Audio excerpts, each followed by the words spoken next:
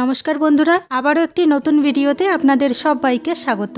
রামায়ণের সম্পর্কে আমরা কম বেশি সকলেই জানি। 1980-র দশকে আসা রামায়ণ ধারাবাহিক মানুষের জীবনে এমন ছাপ ছেড়েছিল যে মানুষ সেই অভিনেতা অভিনেত্রীদের আজও ভগবান ভাবেন। আদিপুরুষ মুভিতে যেভাবে রামায়ণের সমস্ত চরিত্রকে দেখানো হয়েছে, যার জন্য মানুষ এর ওপর অনেক বেশি ক্ষিপ্ত।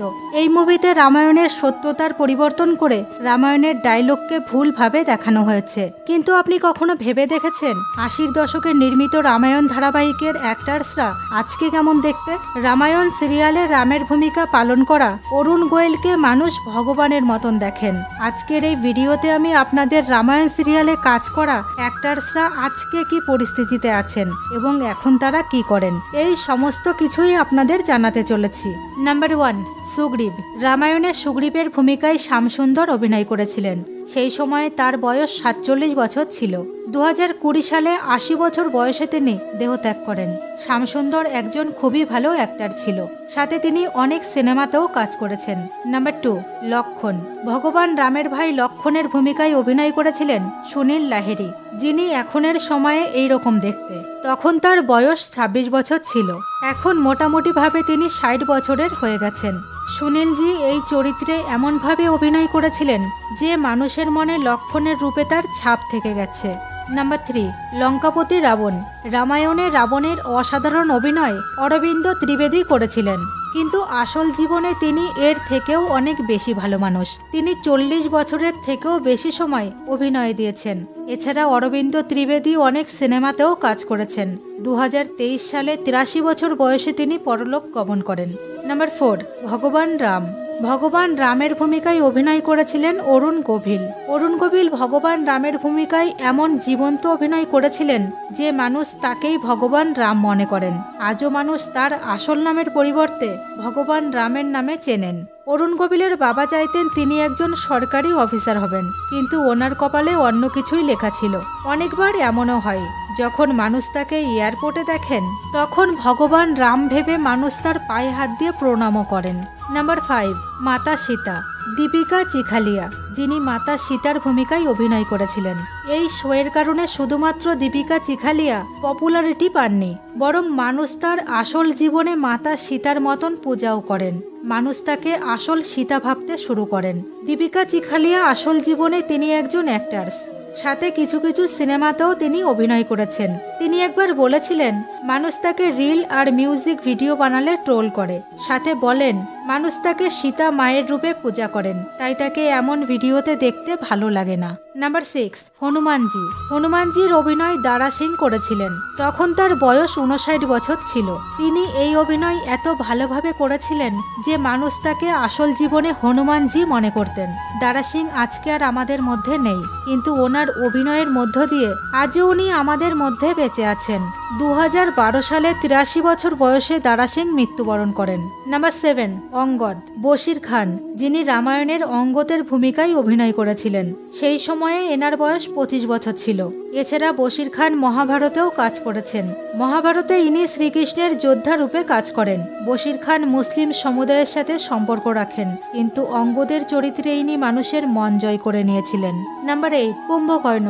রামায়ণে আপনি কুম্ভকর্ণকে দেখেই থাকবেন, যার ঘুমই এত বেশি ছিল, যার উদাহরণ আজও দেওয়া হয়। রামায়ণে কুম্ভকর্ণের চরিত্র নলিন দেব করেছিলেন। তখন তার বয়স 47 বছর ছিল। 1990-তে মাত্র 50 বছর বয়সে তিনি দেহত্যাগ করেন। নাম্বার 9, সমুদ্রদেব। আসলাম খান, যিনি সমুদ্রদেবের ভূমিকায় অভিনয় করেছিলেন। তখন তার বয়স 28 বছর ছিল। এখন তার বয়স মোটামুটিভাবে 60 বছর হবে। নাম্বার 10, দশরথ। বালধুরি, যিনি রামায়ণে দশরথের ভূমিকায় অভিনয় করেছিলেন। সেই সময়ে তার বয়স 43 বছর ছিল। এখন তার বয়স মোটামুটিভাবে 74 বছরের কাছাকাছি। নাম্বার 11, শবরী। সবিতা দেবী, যিনি তখন শবরীর চরিত্রে অভিনয় করেছিলেন। তখন তার বয়স 62 বছর ছিল। 2001 সালে 76 বছর বয়সে তিনি পরলোক গমন করেন।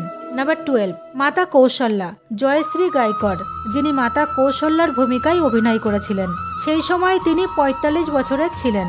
2008 সালে 66 বছর বয়সে তিনি পরলোক গমন করেন। নাম্বার 13, ভরত। সঞ্জয় যোগ, যিনি রামায়ণে রামের ভাই ভরতের চরিত্রে অভিনয় করেছিলেন। তখন তার বয়স ৩৫ বছর ছিল, কিন্তু সঞ্জয় যোগ অনেক কম বয়সে লিভারের প্রবলেমের জন্য মারা যান। ১৯৯৫ সালে মাত্র ৪০ বছর বয়সেই তিনি পরলোক গমন করেন। পর্দায় যেভাবে অরুণ গোয়েল ভগবান রামের চরিত্র জীবন্ত করে দিয়েছিল, একইভাবে সঞ্জয় যোগও ভরতের চরিত্রে জীবন এনে দিয়েছিল। সঞ্জয় যোগকে প্রথমে লক্ষণের চরিত্রের জন্য অফার করা হয়েছিল, কিন্তু তিনি রিজেক্ট করে দেন। পরে তিনি অবশ্য নিজের থেকেই রামায়ণে কাজ করার ইচ্ছা প্রকাশ করেন। তখন তাকে ভরতের চরিত্র দেওয়া হয়েছিল। নাম্বার 14, শত্রুঘ্ন।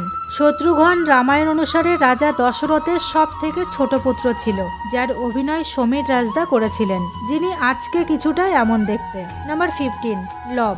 ভগবান রামের পুত্র লবের ভূমিকায় অভিনয় করেছিলেন মুম্বাইয়ের বাসিন্দা ময়ূরেশ ছত্রমাথে। সেই সময় ময়ূরেশের বয়স 11 বছর ছিল। এখনের সময়ে তিনি একজন অনেক বড় ব্যবসায়ী। অনেক সময় আগেই তিনি অভিনয় ছেড়ে দেন এবং বিজনেসের দুনিয়ায় চলে আসেন। নাম্বার 16, কুশ। স্বপ্ননীল যোশী, যিনি রামের পুত্র কুশের ভূমিকায় অভিনয় করেছিলেন। সেই সময়ে তার বয়স 10 বছর ছিল। আজকে তিনি 45 বছরের হয়ে গেছেন। নাম্বার 17, বিভীষণ।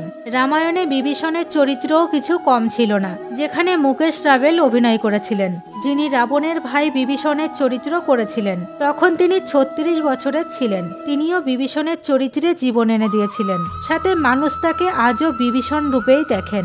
2016-তে মাত্র 65 বছর বয়সে তিনি দেহত্যাগ করেন। নাম্বার 18, মন্দোদরী। রামায়ণের একটি পরিচিত মুখ ছিল মন্দোদরী, যার চরিত্রে অভিনয় করেছিলেন অপরাজিতা ভূষণ। সেই সময়ে তার বয়স 33 বছর ছিল। এখন তিনি 64 বছরের হয়ে গেছেন। নাম্বার 19, মেঘনাদ। বিজয় আরোরা, যিনি রাবণের পুত্র মেঘনাথের ভূমিকায় অভিনয় করেছিলেন। সেই সময়ে তিনি 43 বছরের ছিলেন। 2007 সালে 63 বছর বয়সে তিনি পরলোক গমন করেন। নাম্বার 20, জাম্বুবন। জাম্বুবনের অভিনয় রাজশেখর উপাধ্যায় করেছিলেন। তার মধুর আওয়াজ জাম্বুবনের চরিত্রের অন্য মাহাত্ম্য এনে দিয়েছিল। রাজশেখর ছোটবেলা থেকেই অভিনয় পছন্দ করতেন। এগুলো তো ছিল রামায়ণের সেই সমস্ত চরিত্র, যাদের মধ্যে অনেক মানুষ আজকে আমাদের মধ্যে আর নেই, কিন্তু তাদের করা অভিনয় আজও আমাদের মনে বেঁচে আছে আর সব সময় বেঁচে থাকবে। আপনি রামায়ণের কোন চরিত্রকে সব থেকে বেশি পছন্দ করেন? আজকে যেভাবে আদিপুরুষ মুভিতে রামায়ণের চরিত্রকে দেখানো হয়েছে, সেটা সত্যিই লজ্জার। এই বিষয়ে আপনার মতামত কি? অবশ্যই কমেন্ট সেকশনে জানাবেন। ভিডিও ভালো লাগলে অবশ্যই চ্যানেলটিকে সাবস্ক্রাইব করে পাশে থাকবেন, সাথে অনেক শেয়ার করে অন্য বন্ধুদেরও দেখার সুযোগ করে দেবেন। ধন্যবাদ।